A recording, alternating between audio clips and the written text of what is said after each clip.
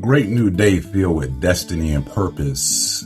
In our Thoughts for the Day series, we will be exploring Day 24, the road that leads to true authenticity.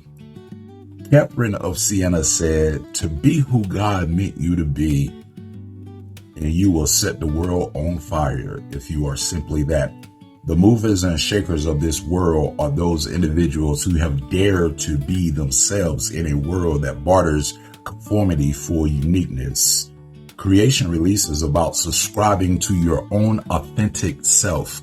Creation Release supports the idea that life becomes the impetus for releasing the greatness that resides in the essence of who you are as an individual prior to conception. In other words, these are natural born abilities, the NBA.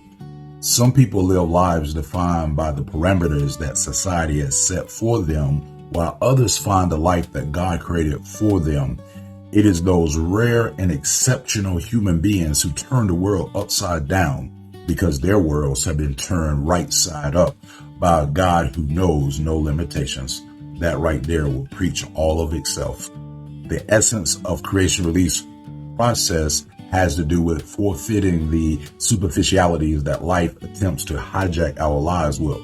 It brings us to the end of the road concerning our own powers and intellectual acumen and points us toward a new path. In other words, we don't just rely on ourselves.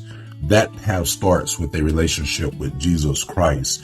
The Apostle Paul revealed the way to salvation in his experience chronicled in Romans 10:9 NIV. If you declare with your mouth that Jesus Christ is Lord and believe in your heart that God raised him from the dead, you will be saved. Paul knew the broad road that led to destruction all too well, as he had persecuted Christians with calculated precision. His background, zeal, and education equipped him perfectly for the task. If anybody could know about it, it was the Apostle Paul. He had purchased fully the identity that society offered him. It wasn't until he had heard the still small voice of Jesus that his destiny was altered. The transaction was complete. He gave his life to receive life. The question Paul asks in Acts chapter 22, verse 8 NIV leads to the discovery of his authentic self. That was the journey. That was the path. And it became the foundation that facilitated important developments in his own life. The question was simply, "Who are you, Lord?" After that day, his name was changed from Saul to Paul. After that day, he was determined to fight the good fight of faith.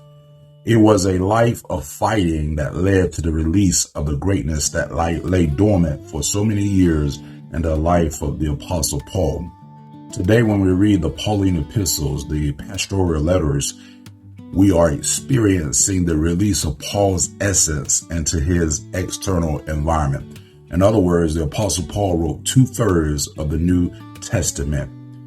As you seek to release the greatness that resides inside of you, it starts with a faith confession concerning the person and work of Jesus Christ.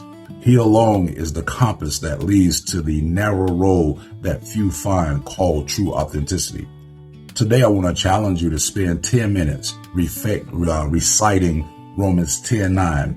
If you have made that confession, ask God to give you wisdom and specificity concerning your authentic self for the purpose of releasing your essence into the external environment.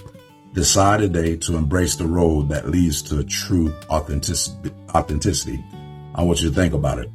Our day 24, meditating on a new thought exercise, has to do with this reflection thought, and I really want you to ponder on this.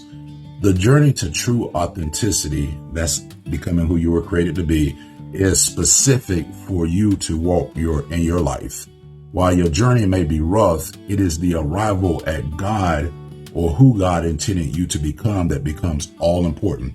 In other words, as old folks say, sometimes we cannot have a testimony until we go through tests in life.